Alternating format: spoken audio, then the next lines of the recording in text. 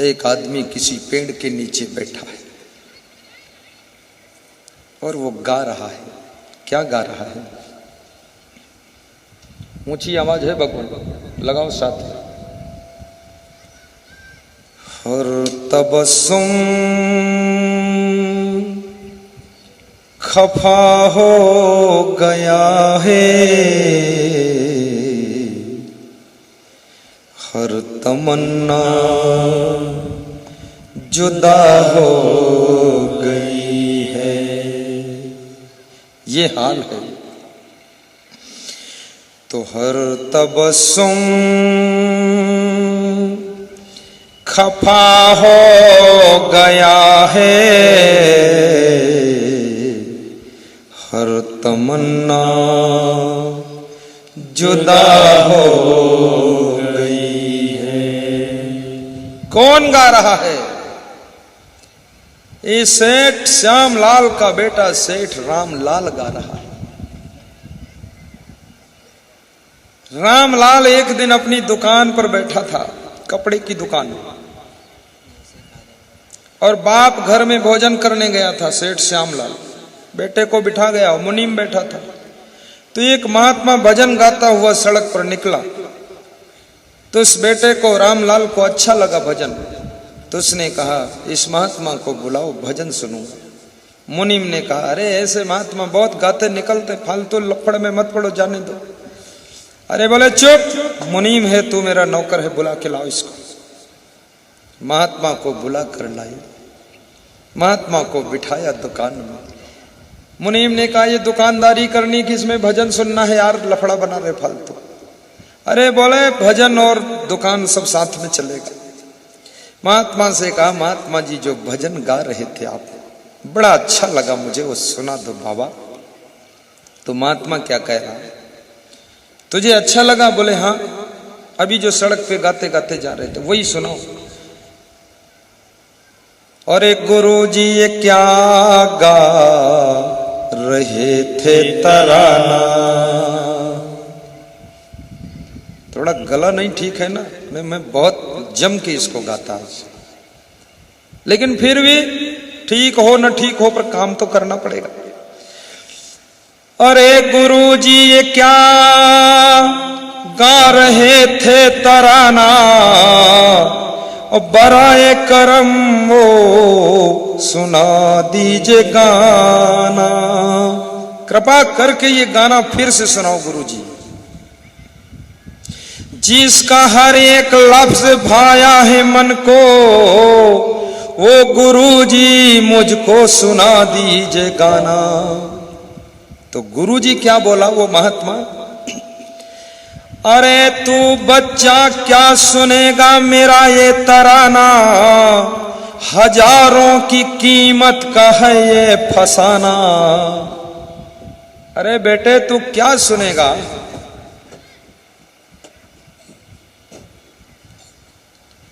ये हजारों की कीमत का गाना है मेरा। बोले अच्छा, क्या लोगे बाबा? अगर आप 10,000 देवेंगे पहले, अगर आप 10,000 देवेंगे पहले, तो बाद उसके तुमको सुना दूंगा गाना। तो सेठ श्यामलाल का लड़का रामलाल बोला, मुनीम 10,000 की गड्डी निकाल कर दीजिए, गाना जरूर सुनूंगा। उस लड़के ने कहा, बाबा अभी सड़क पर गा रहे थे तो कितने हजार आपको मिले थे? फ्री में गा रहे थे ना, यहां 1000 क्यों मांग रहे? तो उस बाबा ने कहा, सड़क पर जो मैं गा रहा था वो मैं मेरी मस्ती में गा रहा था। बोले अब? कहा अब मैं तेरी मस्ती में गाऊंगा, इसलिए 10,000 लूंगा। क्या बात है। अगर आप 10,000 देवेंगे पहले, अगर आप 10,000 देवेंगे पहले, तो बाद उसके तुमको सुना दूंगा गाना। मुनीम जल्दी करो, पिताजी के आने से पहले 10,000 दे दो, भजन सुन लेता। पिताजी रोक सकते, हर बाप को अपने बेटे से थोड़ा डरना भी चाहिए। मुनीम 10,000 देता है और मुनीम बड़ा दुखी होता है कि ये लड़का अगर 1 महीने दुकान पर बैठ गया तो दुकान भी मकान बन जाएगी, दुकान नहीं रह जाएगी। और गाना सुना, बाबा महात्मा गाना सुनाकर चला गया भजन गाकर। इधर सेठ श्यामलाल दुकान में आते हैं, मुनीम को निराश देखते हैं। क्या हुआ मुनीम? बोले अरे ये लड़का 10,000 देकर एक भजन सुना। बोले किसको? बोले महात्मा सड़क पे गा रहा, फालतू बुला के बिठाए। बाप बहुत नाराज हुआ। उसने कहा बेटे ऐसी आदत तेरी जो सदा ही रही तो खाली कर देगा एक दिन खजाना मेरा। ये 50 साल से जोड़ जोड़ कर खजाना भरा हूं, ये 10-10 हजार एक एक भजन पे बांट रहा। निकाल बेईमान, घर से बाहर निकल। बाप ने कठोरता के साथ लड़के को धक्का मारकर निकाल दिया। लड़का सोचने लगा ये महात्मा का भजन तो बड़ा महंगा पड़ गया है, न सुनते तो ही अच्छा था। बोले घर नहीं रह सकते, जाओ यहां से। लड़का दुकान से घर आया। मां ने कहा बेटा तेरे बाप का आदेश है तू निकल जाओ। तो मां ने 2 स्वर्ण मुद्रा दिया कि बेटे कहीं मुसीबत में पड़ जाना तो ये स्वर्ण मुद्रा खर्च करके काम चला लेना। तेरे बाप को मैं नहीं समझा सकती, बड़े कठोर हैं, जाओ बेटा। 2 स्वर्ण मुद्रा लेकर बहन के घर गया। बहन ने कहा पिताजी का निकाला हुआ बेटा मैं नहीं रख सकती हूं, अन्यथा पिताजी मुझको भी छोड़ देंगे, जाओ भाई साहब। सब तरफ से हरी झंडी हो गई। अब वो लड़का चल दिया। 2 स्वर्ण मुद्रा मिली, उसको भी रात में कोई चोरों ने चुरा लिया। फिर खाली हाथ हो घूम रहे हैं एक एक रोटी के लिए। दिल में सोच रहे हैं क्या करूं। 6 महीने में दाढ़ी के बाल बड़े हो गए, सिर के बाल बड़े हो गए। घूमते घूमते जंगलों में सैर करने लगे, कंदमूल फल फूल खाने लगे। और उस महात्मा से फिर जंगल में भेंट हो गई। महात्मा ने पूछा क्या हाल बेटे? तो इस लड़के ने हंसकर कहा जो हाल आपका वही हाल हमारा होगा। सब खत्म हो गया, बात खत्म। बोले क्यों? बोले 10,000 रुपए के लिए घर से निकाल दिया गया। बोले इधर आओ तुम। महात्मा ने अपना कमंडल खोला और 10,000 की वही गड्डी निकालकर उस लड़के को दिया। कहा ये गड्डी ले जाओ, अपने बाप को वापस कर देना। अब तू समझ ले दुनिया की सच्चाई, तेरी कीमत 10,000 भी नहीं है। तू इस माया मोह में क्यों फंसा हुआ है? तू थोड़ा सोच ले, विचार ले। तब वो बालक पेड़ के नीचे बैठकर कव्वाली गा रहा है। क्या? हर तबस्सुम खफा हो गया है, हर तमन्ना जुदा हो गई है। गाइए त्रिवेदी जी। हर तबस्सुम खफा हो गया है। पिताजी खफा, मां खफा, बहन खफा, मुनीम खफा, खफा में खफा, रफा दफा। क्या होगा? कोई नहीं नफा, क्या रहने फायदा संसार। गा रहा है वो बालक। हर तबस्सुम खफा हो गया है, कैलाश हर तमन्ना जुदा हो गई है। वाह! ए गमे यार तेरी बदौलत जिंदगी क्या से क्या हो गई है। ओहो! ए चिंता, ये गम, तेरी बदौलत मेरी जिंदगी क्या से क्या हो गई है। कहां भटक रहा हूं। ए गमे यार तेरी बदौलत, जिंदगी क्या से क्या हो गई है। रो रो कर गा रहा वो बालक।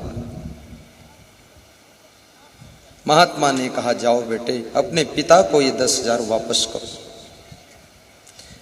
वो बेटा वापस घर को आया और 10,000 की गड्डी अपने पिता को दिया। इकलौता बेटा था। पिता अपने बेटे को पाकर लिपट गया और कहा, बेटे, क्रोध में और लोभ में आकर मैंने तुमको खो दिया था। जिसके लिए खजाना बचाया था उसको नहीं बचा पाया, तुम चले गए, अब मत जाना बेटे। तो बेटे ने क्या कहा, जब जगत के पिता का सहारा लिया, तब करें क्यों सहारा तुम्हारा पिता। जाओ जाओ जाओ, तुम्हें क्या पड़ी, चाहे जैसे करेंगे गुजारा पिता। नाम बेटा रहा आज से आपका, टूटा नाता हमारा तुम्हारा पिता। ये 10,000 के खातिर तुमने मुझे घर से निकाला था मेरे पिता। ये लो पैसे वापस, अब तो केवल उन्हीं का भजन करूंगा बस।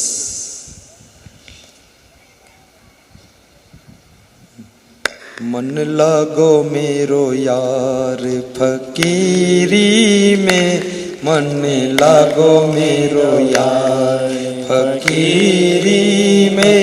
हाथ कमंडल बगल में सोटा, चारों दिशा जगीरी में। मन लागो मेरो यार फकीरी में, मन लागो मेरो यार फकीरी में। बोलो सदगुरु भगवान की। सीधे बैठ जाओ। इसमें ऐसे कितने श्रोता जिनकी इच्छा है मेरे जालौन में अब दोबारा कभी मत आना, वे लोग हाथ ऊपर को मत उठाना। देखो अर्थ समझो। ऐसे कितने श्रोता है जिनकी इच्छा है जालौन में दोबारा दिखाई मत पड़ना, आना मत, वे लोग हाथ ऊपर को मत उठाना। अरे अभी भी समझ नहीं पा रहे इतने पढ़े लिखे होकर, अभी भी लोग कंफ्यूजन में हैं बहुत सारे। अरे कैसे हाथ उठा रहे हो, उल्टा उठा रहे हो कि सीधा। फिर समझो, जिनके मन में इच्छा है कि मेरे जालौन में बार बार आना, वे लोग हाथ ऊपर को मत उठाना। फिर उठा दिया तुमने। एक छोटा सा सेंटेंस समझ में नहीं आता। चलो सीधा पूछ लेता हूं, जिनकी इच्छा है हमारे जालौन में बार बार दर्शन देना, वे लोग हाथ ऊपर को जरूर उठाना। अभी भी कुछ माताएं कंफ्यूजन में हैं, क्या पूछ रहे हैं। सबकी इच्छा है बार बार आऊं, लेकिन सबकी कितनी इच्छा हो जाए, पर ये दोनों पति पत्नी की इच्छा होना बहुत जरूरी है। क्योंकि हवाई जहाज उतरने के लिए प्लेटफार्म चाहिए, हवाई अड्डा चाहिए। बार में बार सतगुरु दर्शन दीजो आबीने, बार में बार सतगुरु दर्शन दीजो आबीने। दर्शन दीजो आबीने प्रभु दर्शन दीजो आबीने, दर्शन दीजो आबीने प्रभु दर्शन दीजो आबीने। बार में बार सतगुरु दर्शन दीजो आबीने, बार में बार सतगुरु दर्शन दीजो आबीने। वेरी गुड, बहुत बहुत धन्यवाद। बार बार आऊंगा मैं, 1000 बार आऊंगा। मैं गरीब के घर भी चला जाता हूं, अमीर के घर भी चला जाता हूं। मुख्यमंत्री लोग भी मेरा कार्यक्रम करते हैं, वहां भी चला जाता हूं। एक साधारण शिवरी जैसे गरीब के घर भी चला जाता हूं। बहुत सुंदर, बहुत अच्छा लगा। आपका जीवन मंगलमय हो, आप सुखी रहें, प्रसन्न रहें। अपने भीतर उठे हुए काम क्रोध के वेग को कंट्रोल रखना और सीधे होकर बैठिए। अभी कोई हिलेगा डुलेगा नहीं। आज ये गुब्बारे जो लगे हैं ये आपको संकेत दे रहे हैं कि 20 अक्टूबर गुरु जी का जन्मदिन है, उसको भी लोग मनाना चाहते हैं। तो आज ये भी एक कार्यक्रम है और आज भंडारा का बहुत बड़ा कार्यक्रम है, बहुत सुंदर भंडारा भी। सबको पूड़ी सब्जी बूंदी खिलाई जाएगी और माता पिता की पुण्य स्मृति में यह समागम रखा गया। हमारे श्री मुन्ना सिंह सेंगर जी बहुत महान कार्य किए हैं और जिन भक्तों ने, मैं बहुत दिनों से सोच रहा था, 30 वर्ष मुझे सन्यास में हो गए, मैं 21 साल की उम्र से इसमें आया था। मैं सोचता था एक सुंदर आश्रम कहीं बनाऊं। गुजरात के भक्तों की मांग थी गुजरात में बनाओ, महाराष्ट्र वाले कहते थे यहां बनाओ, पंजाब हरियाणा के बोले यहां बनाओ। पर मैंने सोचा भारत देश का मध्य भाग हो जहां सब तरफ से लोगों को आने में सुविधा हो, तो उसके लिए और तीर्थ स्थल हो, उज्जैन को चुना गया। और उज्जैन में क्षिप्रा मां प्रवाहित होती है जिसमें डुबकी लोग लगाते हैं, और महाकालेश्वर का मंदिर है, भैरव बाबा का मंदिर है, भगवान कृष्ण और सुदामा की शिक्षा स्थली है, संदीपन गुरु का आश्रम है, महाकवि कालिदास की जन्मस्थली है, विक्रमादित्य राजा की राजधानी है और राजा भर्तृहरि का भी वहां महल है। और वहां पर सबसे अच्छी बात, उज्जैन स्मार्ट सिटी घोषित हो चुकी है। उज्जैन रेलवे जंक्शन है, उज्जैन 4 लेन पर है और उज्जैन के पड़ोस 40 किलोमीटर दूर इंदौर में हवाई अड्डा भी है। हर तरह से वो जगह मुझको फिट लगी कि तीर्थ स्थान होना चाहिए। तो हमारे संतों ने, भक्तों ने संकल्प लिया कि उज्जैन में आश्रम बनाया जाए। आश्रम ऐसा हो कि आने वालों को आश्रय मिले, आने वालों को आहार मिले, आने वालों को आराम मिले, आने वालों को आनंद मिले, आने वालों को आत्मज्ञान मिले, आने वालों को आत्म शांति मिले, आने वालों का आत्म कल्याण हो, आने वालों को सब सुविधा मिले और निःशुल्क भोजन भंडारा आश्रम में निरंतर चलता रहे और सब साधु संतों का सम्मान हो, भक्तों का सम्मान हो और गृहस्थों का आदर हो और वहां सब रह सके और घनघोर सत्संग मिले। मैं सत्संग वहां बहुत घनघोर करूंगा। घनघोर का मतलब जिस दिन जाऊंगा उसी दिन प्रवचन चालू कर दूंगा। और प्रवचन तो हमारे हाथ का, बाएं हाथ का खेल है, जो बोलूं वही प्रवचन है। हम किताब उताब लेकर नहीं बैठते। ये मत सोचना ये पेटी सामने रखी इसमें किताब चुरा के धरे बैठ देखा थे। हम कोई किताब नहीं रखते, ना कोई कॉपी, ना कुछ डायरी फायरी, और ना कभी तैयारी करते कि आज ये विषय पर बोलना। तैयारी वैयारी कुछ नहीं। हम तुम्हारा चेहरा देखते हैं और चेहरे को रीडिंग करते हैं और चेहरे से प्रवचन शुरू करते हैं। तुम चेहरा बदलते हो तो हम प्रवचन बदल देते हैं, और चेहरा खुश करते हो तो प्रवचन खुश वाला कर देते हैं। तुम्हारा चेहरा ही हमारी पुस्तक बन जाता है।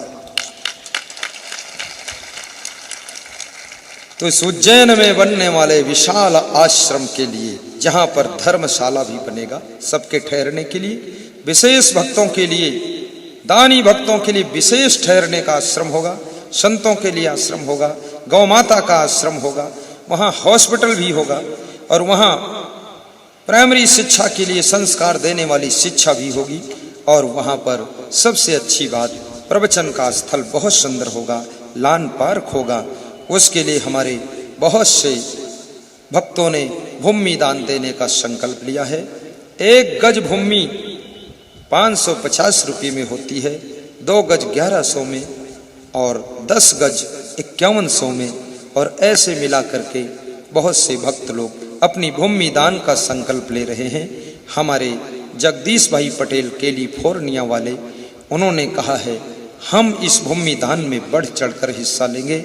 हमारे हेमंत भाई पटेल वाशिंगटन अमेरिका वाले, हेमंत भाई वैद्य पटेल गलत बोल गया, नलिनी वैद्य उनकी पत्नी और बिन्नी वैद्य उनकी बेटी, उन्होंने कहा इसका मास्टर प्लान हम बनाएंगे और इसमें अधिक से अधिक दान देंगे भूमि खरीदने के लिए। और यहाँ पर बैठे हुए बहुत भक्तों ने भूमि दान के लिए कोई 1 गज, कोई 5 गज, कोई 10 गज के लिए, कोई 100 गज, कोई 200 गज, कोई 500 गज के लिए संकल्प लिया है।